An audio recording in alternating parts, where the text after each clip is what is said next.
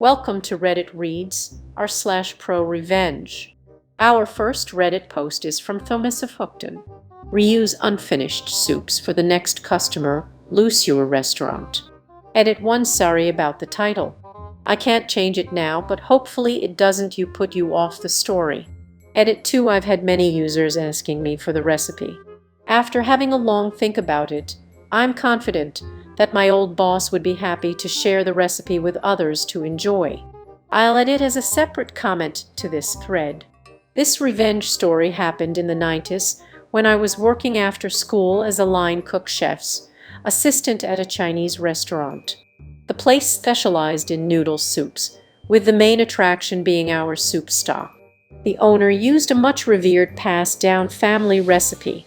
It consisted of freshly cracked pork bones, fresh spices, and fresh vegetables, all kept at a rolling boil for over 12 hours.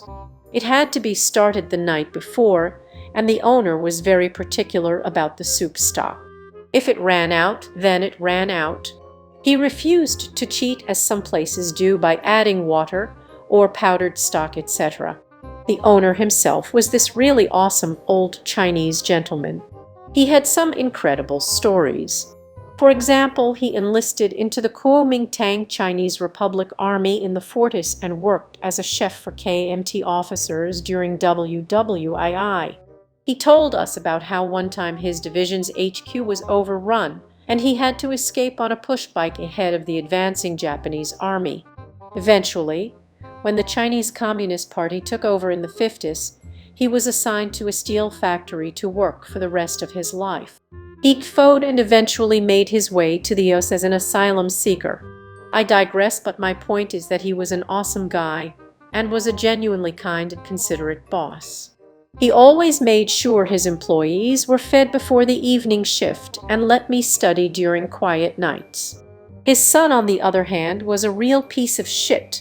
This guy dropped out of college. His parents saved up for him to study medicine after 2 years.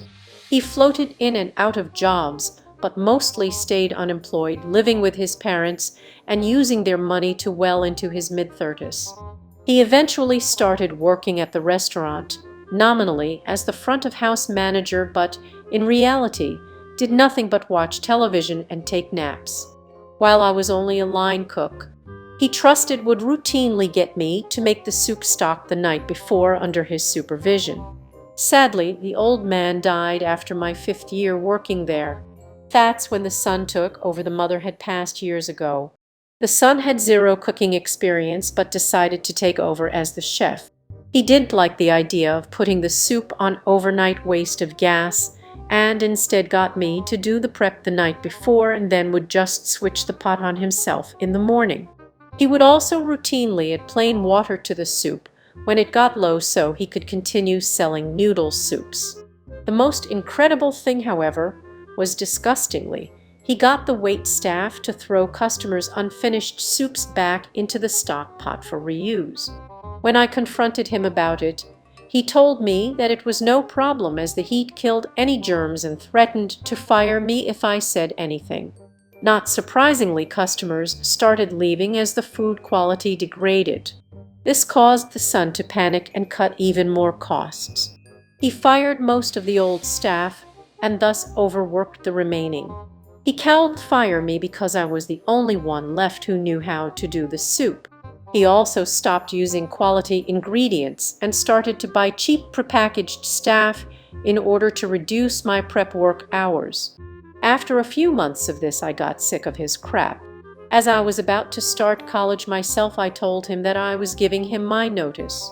He, of course, took this poorly and told me that I was a loser. He told me not to bother coming in tomorrow, but I was to spend the remainder of my shift showing a recent hire on how to do my job. I laughed in his face and walked out on the spot. I didn't bother chasing up my last check. As a parting gift, I sent an email to our local food safety board informing them of the poor sanitary practice of reusing leftover soups. I helpfully also enclosed a few photos that I had sneakily taken of the practice. The board sent inspectors the very next day and closed the restaurant.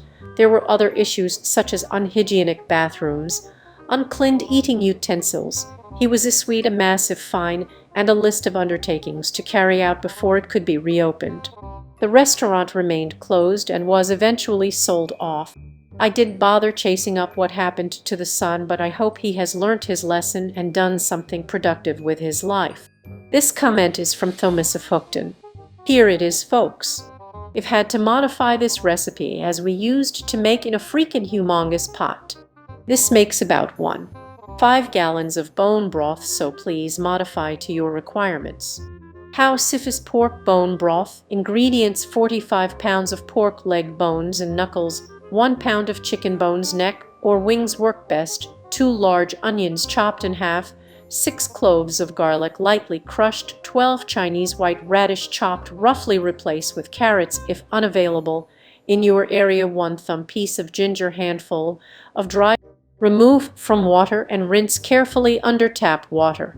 Crack the leg bones along the middle. We used a giant cleaver. Place washed and cracked bones in clean pot with cold water and bring to boil. Add all other ingredients.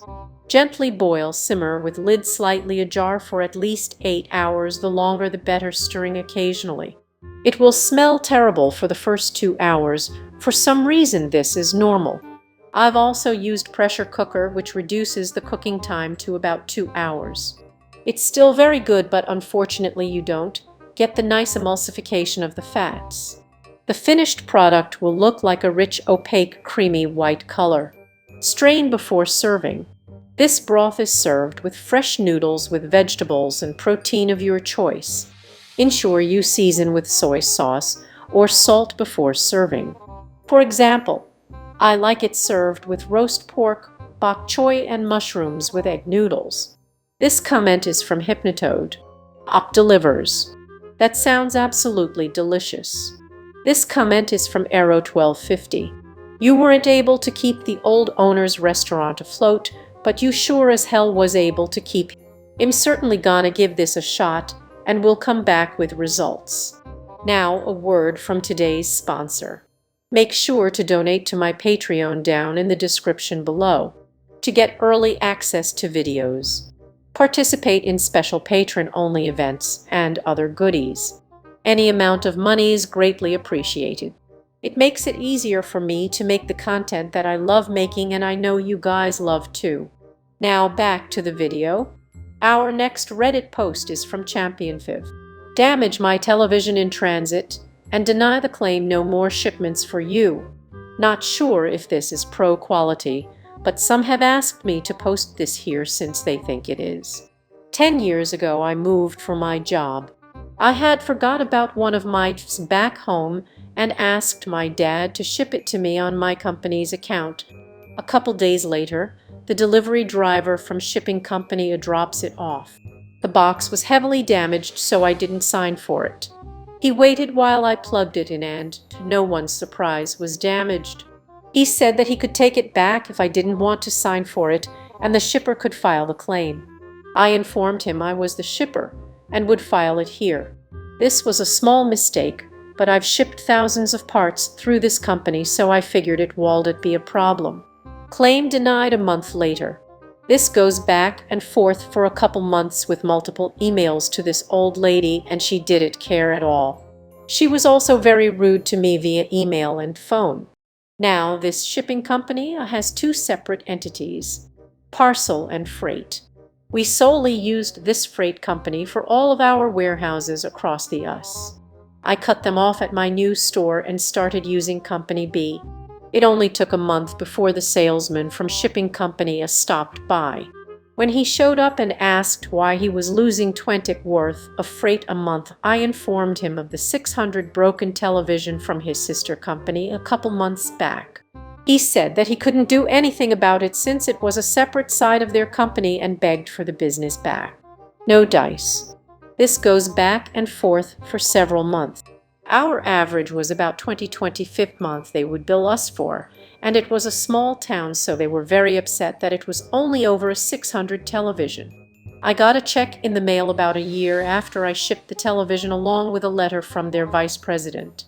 So I guess this is the pro part. Fast forward a couple years and I've been promoted within the company to make certain decisions, and one happens to be logistics. None of our locations use shipping company. Some months we spend well over 100, but most are around IT company-wide, and this has been going on for several years now. We also inform customers to use shipping company B since shipping company B is awesome and treat us very well. Since about 2011 we have used them countrywide. No telling how much shipping company lost over 600 television. TLD or shipping company broke 600 television, didn't want to pay me, changed companies, they lost millions. This comment is from Tortra. Yeah, dude. I think this counts as pro. It is literally and spiritually a professional act of revenge. This comment is from Synctech. The real mistake they made was when the guy stopped by, and the only excuse he had was that he couldn't do anything about it since it was a separate side of their company. When you are going to send someone to figure out what's wrong, give them some power to fix the situation, either immediately or in a reasonable amount of time for the value concerned. This comment is from Relimprid. I'm in management of a smallish logistics company. Unless our driver had video of the end recipient actually taking a hammer to the television, we would have paid this claim without even thinking about it. It's 600. Certainly not worth the time to fight the claim or piss off the customer. That was Reddit Reads r/ProRevenge. If you like this content, please subscribe and click the bell icon so you are notified of new uploads. We upload new videos every day. Also subscribe to our Patreon, as that will help us a lot. See you next time.